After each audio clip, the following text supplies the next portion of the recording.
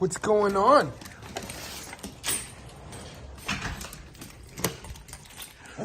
What's going on, buddy? What's going on? I know. I smell like coffee.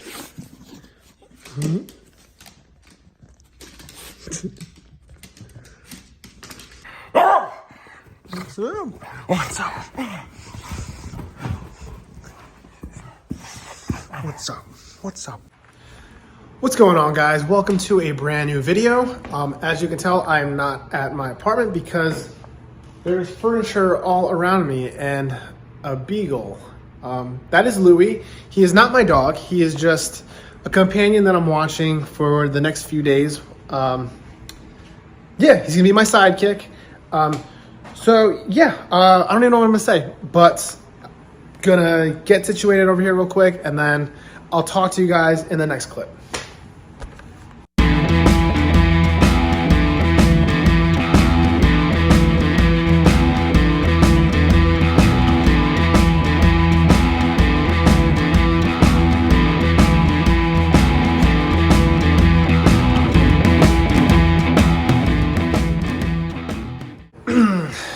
What is going on, guys? Welcome to a brand new video. It is Wednesday, March 8th. Just got back from work. This is not my apartment. This is my friend's house. Dog sitting Louie for a few days. Currently living the life. Didn't post a video last week. I was thinking about doing like a short workout edit, kind of like my shut up and lift video, which has been like my most viewed video by far, but it felt too soon to remake something like that. And then I thought about doing kind of a little bit of a day in the life followed by a workout, but that seemed a little too derivative, so just took last week off. I did hit a 475 squat for a 1 rep max. I'm very happy about that. Last week I was supposed to do heavy singles for squat, bench, deadlift, but ended up just doing it for squats. It took a lot out of me, more than I thought, because the next day when I went for my heavy single on bench, I didn't even get up to 315. I think I did 295 for, it was supposed to be a warm-up set of 3, and by like the second rep I was already toast. Ended up just cutting my losses, and then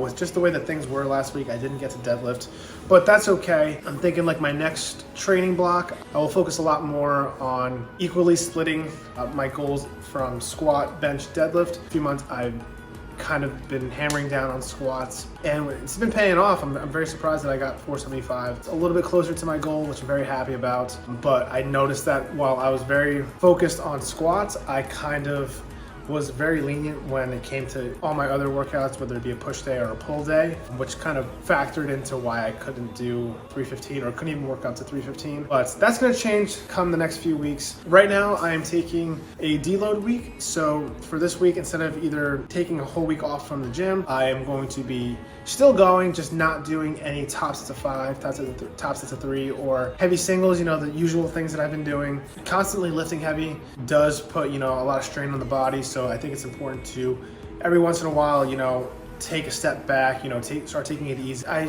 have been starting to feel a little fatigued going into the gym. Either I'm unmotivated or I start getting like winded or fatigued earlier in my workouts, or I just am noticing that weight that I normally can do without, you know, much struggle is starting to become a little bit more demanding. Those are usually like the signs for me that I need to start taking a deload. I'm still doing, you know, my compound lift, probably adding a few more exercises, but keeping the volume and the weight low, and adding exercises that I'm gonna be incorporating with my workouts like as the weeks come. Yesterday, the 7th, I did a push day, which wasn't anything crazy. I did bench, I did 2 sets of 8 on that. So I think I did 225 for 8 reps. That felt pretty good, and then I kind of pushed it a little bit and did 245. One of the things I do want to focus, you know, moving forward, guys, is probably my bench form, because as I don't think there's anything wrong necessarily with it. It's just something that I've noticed is that my left pec gets way more of a stretch than my right pec. I'm not sure if it's the way that I'm setting up on the bench. If you guys see, like whenever I get set up, I always bring my feet up and I kind of like dig my shoulder blades kind of into the bench. And my gym has, you know, the regular Arsenal strength benches and then a fat pad bench. So I'm usually just using the Arsenal strength bench that you guys see,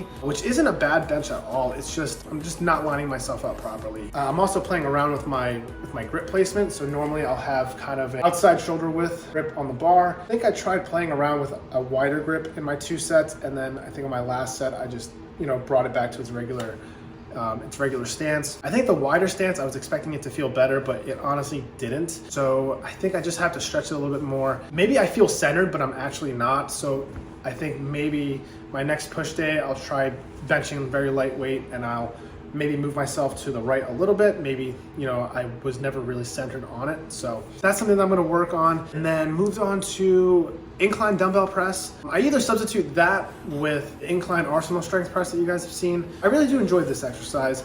I'm probably gonna add it and start doing it a lot more. You'll notice that I have a slight incline on the bench. I see some people incline dumbbell pressing like this, like if this was the head of the bench and this was where your feet go. I think this is better suited for a dumbbell shoulder press, which is where you'll see me later on in the workout. I feel like you just get way more shoulder engagement when the bench is set up like this rather than at a slight incline. So I did that, did two sets of 10, moved on to the pec deck, which is probably one, along with that and the cable flies, is a workout that I've kind of tossed in the trash, which I really shouldn't. If you want a nicely structured and developed chest, you should incorporate some type of fly movement, because, you know, it gives you like kind of like that fuller look, especially like in the middle of your chest. Otherwise you just look like you have boobs. But I really enjoy it. I think I did 2 sets of 15. It's definitely an exercise that you would benefit from, you know, doing higher reps. So usually I'll do like 3 sets of 12 to 15, but for the sake of the deload, I just did 2 sets of 15, and it felt really good. I'm definitely a lot more sore than I thought I would be, but definitely gonna start adding it back into my schedules. Moving on, I started my first shoulder movement, which was the dumbbell shoulder press. I prefer this exercise way more than an overhead press. I don't know why, guys. I never really enjoyed the standing overhead press. It's just never been my favorite, and I always get dizzy. I don't know why. I get very lightheaded on that exercise.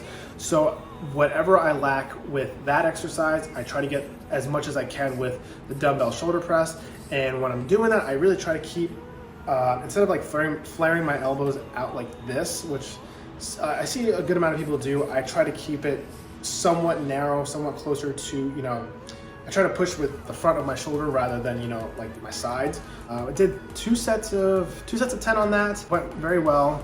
And then moved on to my second shoulder exercise, lateral raises with dumbbells. Normally I'll either use dumbbells or an arsenal strength lateral raise.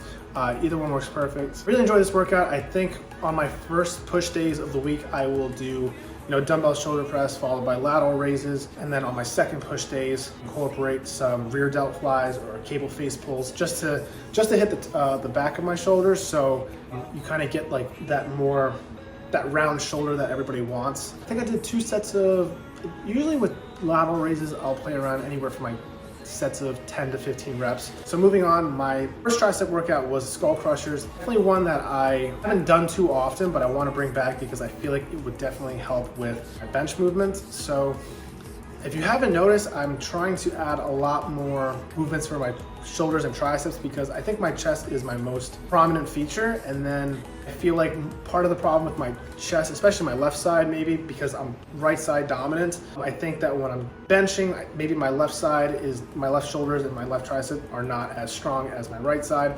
So it might go down quicker, it might get more of a stretch than my right side. I might not be as stable on my left side, and it just might not be strong enough. So I think all these shoulder workouts and these tricep exercises, adding more will definitely help. I did the skull crushers for 2 sets of 12. This is definitely an exercise where I tried to get the most when I'm doing like sets of 10 to 12. And then finished up with tricep pushdowns, which is my favorite tricep exercise by a mile.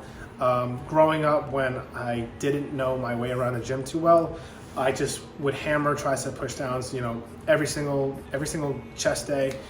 And that's honestly what I like contribute to the most for my triceps, is the tricep pushdown. But over the years, like I've gotten very used to, you know, you see me do like the overhead tricep extension, even skull crushers. But those are my main 3 that I usually do.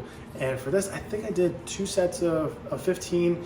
This is the exercise where I feel like I can get away with 12 to 15 reps. And then sometimes I like to just burn out and like just do sets of 20. But yeah, that's looking like what it's going to be for my push days, my first push days of the week. My second push days might be geared way more towards shoulders and triceps, specifically the back of my shoulder or my rear delts. I'm hoping that change in my structure will get me stronger for my bench. I want to apply the focus that I had for squats to my bench. So I think we're going to be switching it up a little bit coming up these next, few months, and hopefully it pays off. Yeah, if you guys enjoyed the video, please give me a like, share this video, comment down below what you guys think, and I will see you guys in the next one. Bye, Louie.